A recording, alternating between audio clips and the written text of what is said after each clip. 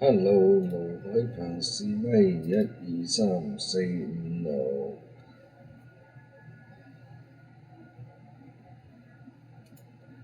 睇下先，而家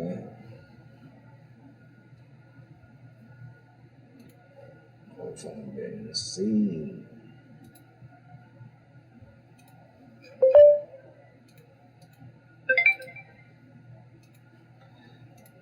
歡迎大家嚟到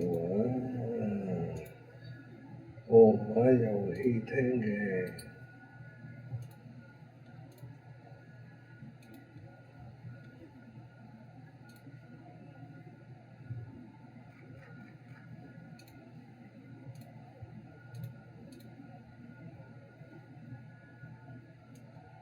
麼麼噠！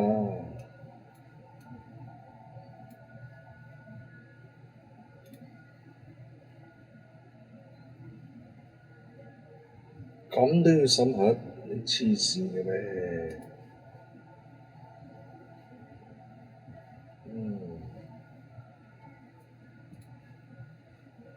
你咪傻啊！咁都要審核？好，睇下個 PPT 先。好，由頭嚟過，謝謝大家。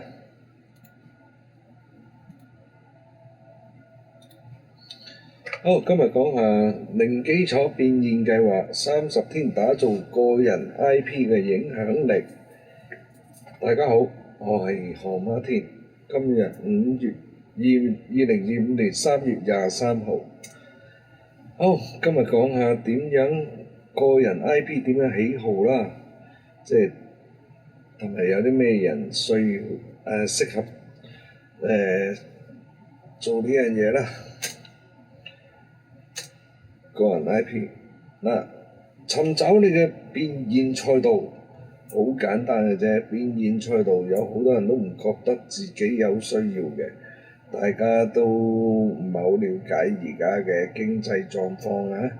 大家經濟狀況應該都係，等陣先，係咪個人頭太大啊？呢個縮細少少先，如果唔係遮住大家。好，我哋繼續。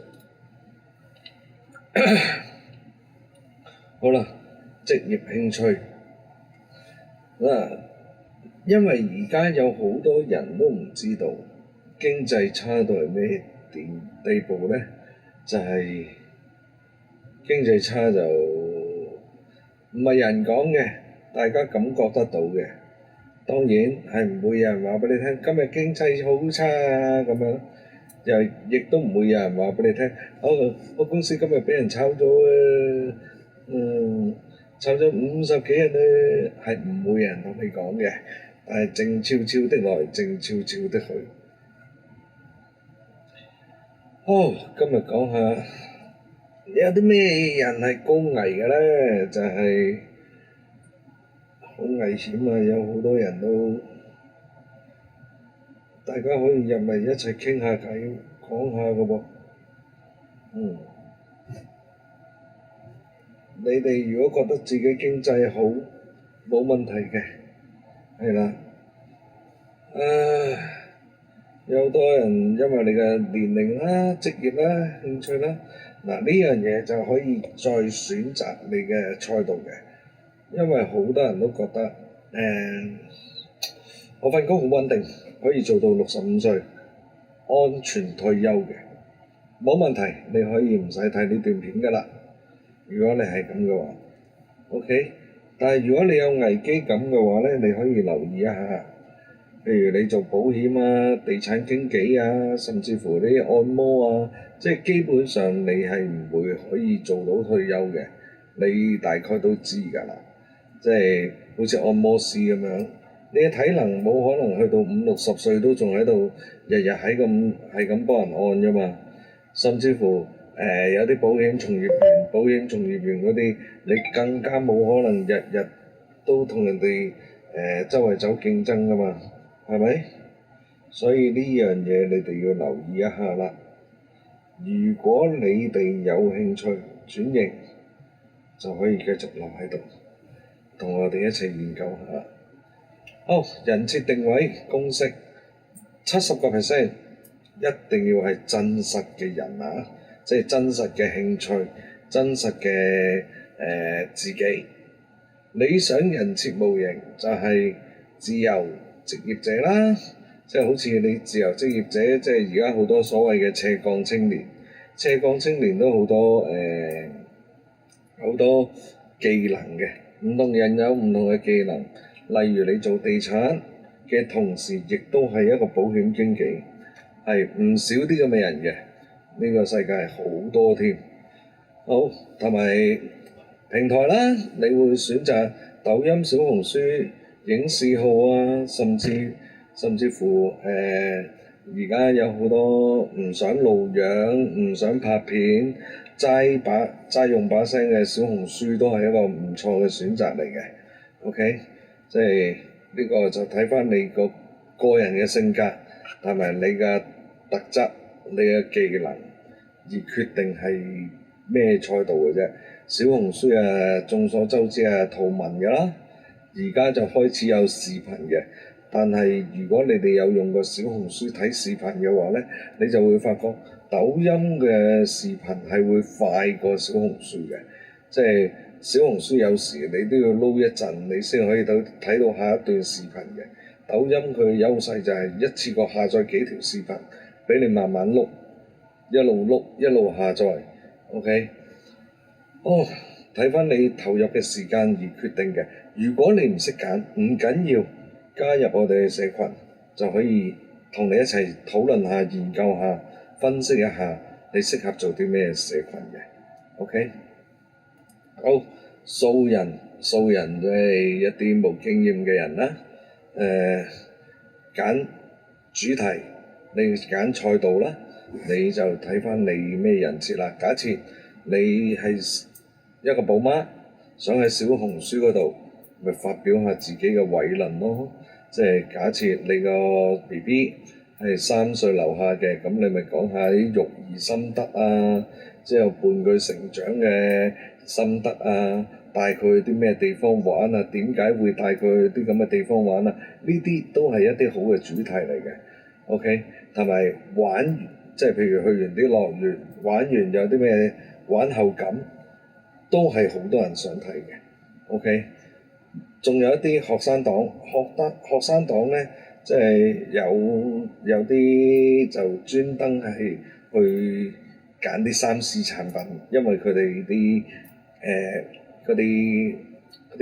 觸覺係敏鋭啲嘅，即係對啲科技產品觸覺敏鋭啲嘅，即係譬如有啲咩新嘅相機啊、新嘅拍片器材啊、新嘅耳機啊，呢啲佢哋觸覺敏鋭啲嘅。同埋佢哋肯做就得㗎啦，係咪有啲即係基本上你係咩人，你買乜嘢你就介紹啲咩啦，你用啲乜嘢介紹啲乜嘢啦，你去啲咩地方就介紹啲咩地方。所以點解你真實係好緊要嘅？因為你真係用過，真係覺得好或者唔好都分享出嚟嘅。OK。甚至乎有啲按摩師，你咪講下啲按摩技巧啊，或者啲情侶按摩嘅心得啊，點教人哋啲情侶按摩，都係一個好嘅標題嚟嘅。OK， 內容發布同埋數據基本上你哋如果係初階段嘅話，係基本上唔使理嘅。好多人都成日問點解我啲片放咗上去冇人睇嗱，然之後咧我就睇翻佢哋嘅頻道啦。唔係冇人睇，係調翻轉，你係冇嘢俾人睇。睇完你呢條片，好自然就會去翻你嘅首頁嗰度，睇下有冇其他片睇。佢哋觀眾係會期望你睇下有冇其他相關嘅影片嘅。假設你介紹咗一個樂園，咩樂園都好啦，唔好開名啦。咁玩完，好玩喎！正常嘅粉絲就會想睇下。你有冇去過其他地方玩啊、食啊嗰啲？睇埋啦。原來你成個頻道得1-2條片嘅啫，咁咪冇人關注你咯。就算睇完都未必會關注你嘅。OK，所以呢個我就會同大家一齊分析一下你哋嘅內容點樣可以優化，然之後再加你嘅拍片技巧啊，甚至乎點樣可以增加你嘅數量、影片數量或者圖文嘅數量啦。即係有啲人中意做圖文嘅，冇問題嘅；你中意齋影相，加啲文章都得嘅。OK。好，優化互動，互動係好緊要嘅。即係假設你放一條影片放上抖音、小紅書，咩叫互動呢？就係點讚、評論、轉發。嗱，呢三樣嘢呢，係喺一個平台眼中點樣決定係你嘅影片係優質影片嘅最重要嘅因素嚟嘅。即係冇人理嗰啲影片，喺平台就會視為垃圾影片。OK，無論正評好評都係一個評語，有評語就係好影片。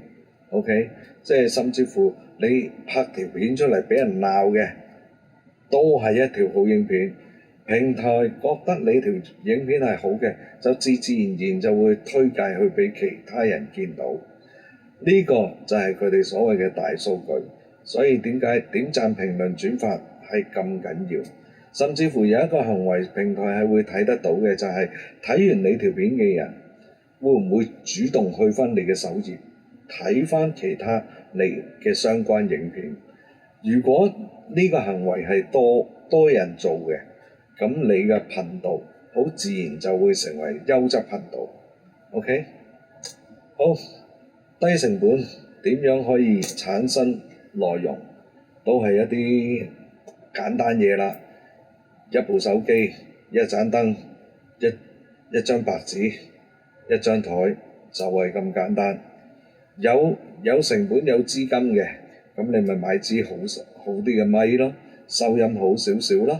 OK， 構圖基本上如果你有興趣肯做嘅，繼續同我聯絡，我遲啲就會話俾大家聽有啲咩構圖方法。假設你自己拍片影住你自己嘅，你可以有好多唔同嘅構圖方法嘅。拍攝技巧同埋反饋基本上你都係睇翻你條片，即係拍完之後睇下個效果得唔得嘅啫。OK， 你可以試下自拍一段自我介紹，簡單啲嘅，即係 Hello 大家好，我叫乜乜乜，今年幾多歲，住喺邊度，乜乜乜，呢啲唔公開嘅，冇所謂嘅，你自己拍完自己睇下覺得有咩效果先。OK， 好，必學技能啊，呢個好緊要啊！必學技能，剪影係一個科技係一個好成功嘅科技產物嚟嘅。所有自媒體大部分啦，唔好話所有，入門都係由剪影開始，因為一平，二免費，唔係平同免費係兩樣嘢嚟嘅喎，係啦，最主要係免費同埋易用。OK， 免費易用呢個係大部分人都係首選嘅原因之一。OK， 好，冇人入嚟啊，唔緊要。規模同埋創新啦，基本上而家所謂嘅爆款封面啊、內文啊嗰啲，而家 AI 乜都做到㗎啦。呢樣嘢唔使擔心，即係遲啲就會教你哋點樣做啲 AI 用生產啲新嘅影片啦。好，剪接實踐同埋優化都係嗰樣嘢，你肯做就得㗎啦。你肯做，你有興趣或者唔識嘅，同我講，之後同你一齊研究下。OK， 即係有好多人就係死喺呢度啦，就係喂唔掂喎，我拍完啲嘢唔得喎，冇人睇喎，同埋我自己都過唔到自己個關，所以就係死喺呢度，唔敢發布。得閒有時間，遲啲同大家開個群組。然之後入嚟我度傾下。劇本嗰啲工具啊，都係一啲好簡單嘅嘢嚟嘅啫。即係而家就係最緊要就係點樣可以幫你定咗個位先，定到個位，大概方向行得到啦，之後先再同你研究。OK， 內容唔露面都有得做嘅，好似而家我呢條片我都唔露面㗎，係咪？睇下你用咩形式做嘅啫。OK， 即係抖音啊、小紅書啊，甚至乎 YouTube 啊嗰啲，都會有好多唔露面嘅影片嘅。係啦，你有興趣嘅、想做嘅，同我講就得㗎啦。唔露面當然唔可以淨係用手機啦。如果你有成本嘅，有部電腦好多嘅，因為就算剪影，有電腦同冇電腦個效果都可以唔同嘅。OK， 好，數據分析都係嗰啲簡單嘢啦，都係睇完播率、互動率嗰啲，睇下點樣可以增加你嘅評論啊、互動啊嗰啲，點樣可以令到平台覺得你嘅影片係優質影片，最重要係呢樣嘢，大家一齊就係要學呢樣嘢。總之你呃得到你嘅平台，唔好話呃啦，你知道個遊戲規則係點樣，咁你咪事半功倍咯。你咪針對個遊戲規則，然之後製作影片咯。千祈唔好就一發影片就分享俾朋友，呢樣係好危險，亦都係好容易死嘅，甚至乎互粉互關呢樣都係唔得嘅，都係好容易死嘅。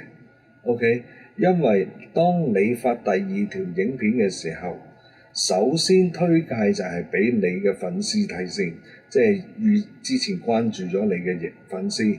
如果佢哋都唔睇你嘅新影片嘅話呢，咁你嘅頻道九死一生啦。所以互粉呢樣嘢呢，大家都知道，互粉完之後，你會唔會睇人哋嘅影片呢？90%都唔會嘅。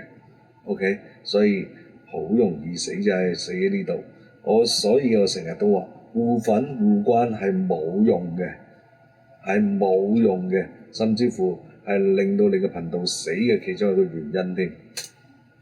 OK， 好，素人點樣可以即係都係定位嗰啲嘢啦。假設我係老闆、保險從業員嘅版，咁你嘅話術啊，即係所謂嘅內容係講啲乜嘢呢？呢個可以同大家一齊研究嘅。首先同你定咗位，然之後教你點樣生成你嘅文案、你嘅內容、你嘅影片質素，你想點樣？當然你嘅質素點樣就視乎你手上面嘅器材有啲乜嘢啦。即係手機嘅，咁你冇辦法啦，淨係得剪影手機版剪影可以用嘅啫，所以呢個係有限嘅。如果你有能力嘅，可以有部電腦加個 AI， 咁啊好好多嘅。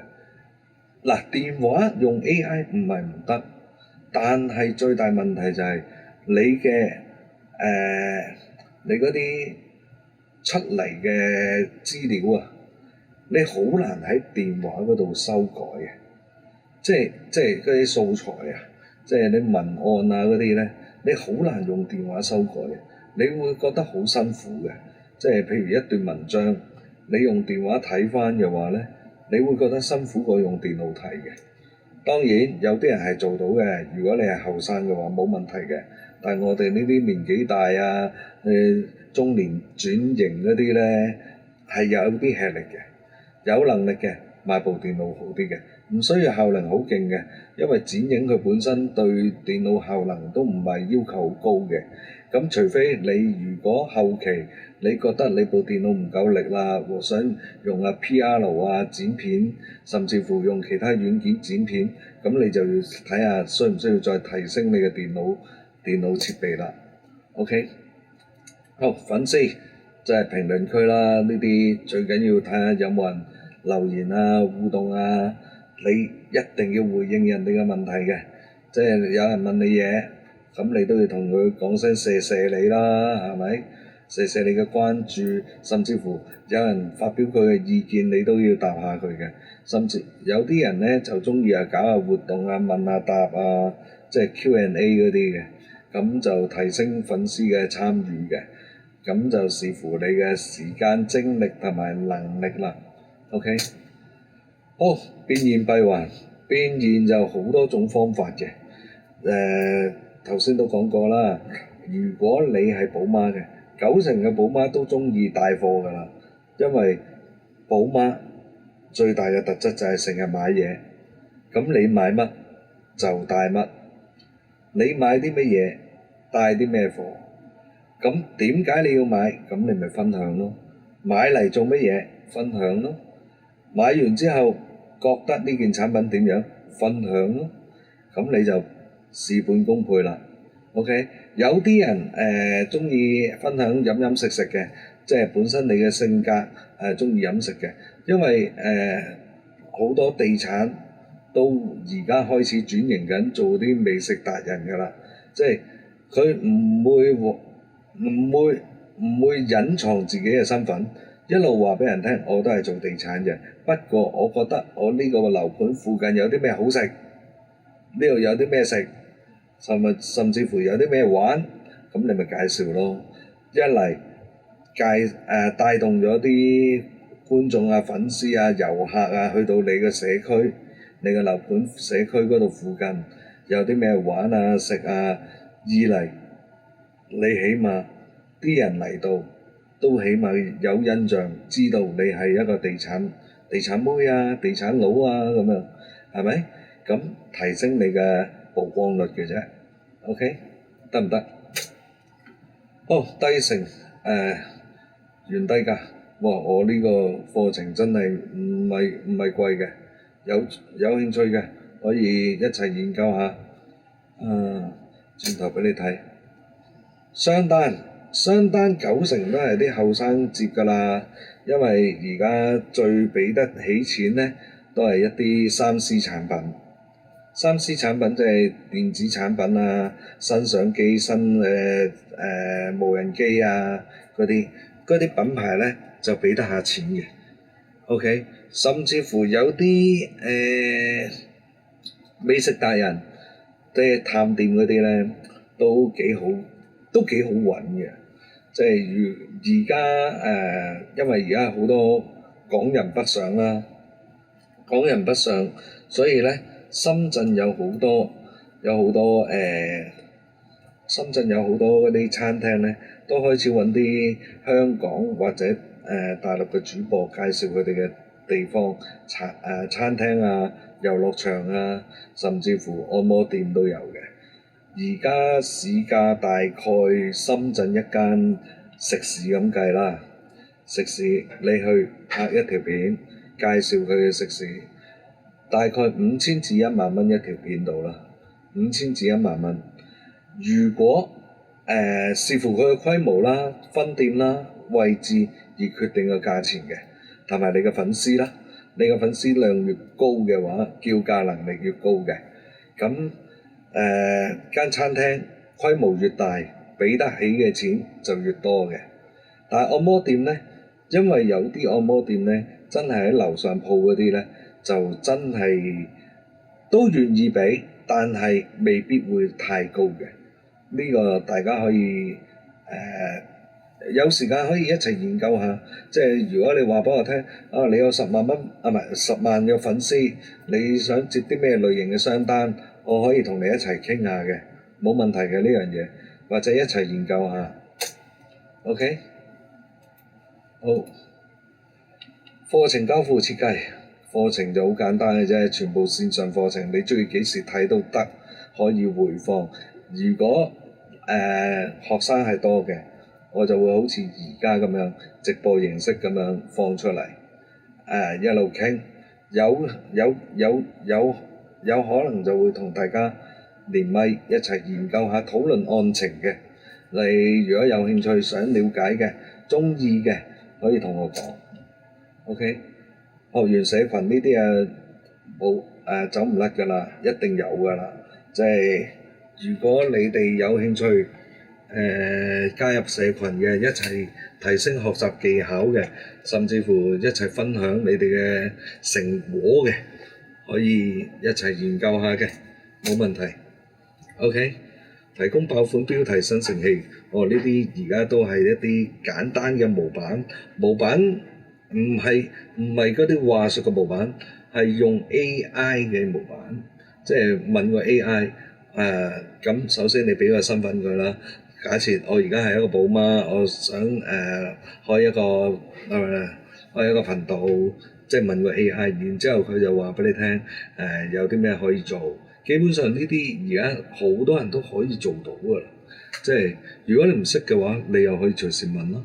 OK，甚至乎你係一個寶媽，你又可以想試下做一啲有關兒童嘅 Q&A， 即係所謂嘅小學生問答大賽嘅問題同答案，咁你都可以問 AI 生一紮嘅。甚至乎你啲保險啊、地產啊，你有好多人都啱啱入行，甚至乎入咗行唔係好耐，又唔係好了解，咁你咪直接問 AI 咯。即係基本上你個粉絲問乜，你就問 AI 咯。問完 AI，咁你下條片就嗰個標題㗎啦。粉絲問咩就係你嘅標題，只要你做好資料搜集，你識答嘅就自己答，唔識答嘅問 AI 再答。成本冇乜大成本啦，都係剪影啦。AI 而家好多 AI DeepSeek 嗰啲都好多嘅，甚至乎大陸淨係大陸都唔少啦，係啦。設計 AI 評分表呢啲冇乜用嘅，係啦。飛書機械人自動嗱呢個就睇返另外一樣嘢啦。好，免費提供素材。我而家都有好多唔同嘅素材嘅，即係如果了解我有翻咁上下歷史嘅話，大家都知道我有好多 PNG 圖咧，都喺淘寶嗰度賣緊嘅，即係賣緊嘅一啲 PNG 圖都係冇版權嘅風險嘅，所以呢個大家可以放心用嘅。OK，咁平台規則咧呢樣嘢就係最緊要啦，即係黃賭毒啊，肯定唔得㗎啦，係啦。咁其他咧就睇翻你個人啦。有好多平台都係即係尤其是大陸啊，接受唔到二維碼個人聯絡喺呢個影片嗰度嘅。但係如果你係大陸博主，你亦都可以考慮喺 YouTube 開翻你個頻道。如果你願意或者想咁做嘅話，隨時同我講，因為我都有辦法可以幫到你，令到你去到 YouTube。如果你去唔到 YouTube 唔緊要，我可以幫你搬過去。你發條影片俾我，即係你每次上載嘅時候俾條影片我幫你上載埋去 YouTube 都得嘅。OK，好，課程優化，課程都係跟住你哋一齊學住做嘅啫，係啦。每日少少成就，每日做少少，每日進步多一啲，咁就得㗎啦。因為坦白講，你唔做，你退休嘅時候，退唔退到休都成問題，係啦。希望大家都鍾意、滿意嘅，一齊成長嘅。OK，好，定期收集學員嘅問題呢個梗㗎啦，一路。你肯問，你肯講，我就會幫你解決。即係好，去到最尾啦，有興趣嘅可以加我嘅微信，同我一齊研究下。無論你識唔識講廣東話都好，起碼你識聽就冇問題㗎啦。即係如果你去到呢度，你都仲係睇緊呢條片嘅話，即係證明你識聽廣東話。你唔識講唔緊要。你可以用普通話同我講，但係答嘅時候我都盡量用返普通話啦。如果你真係廣東話能力有限，如果我講完嘅廣東話你聽唔明，我先用普通話咯。係啦，因為我啲普通話真係有限公司嚟嘅。OK，好，多謝大家啦，拜拜。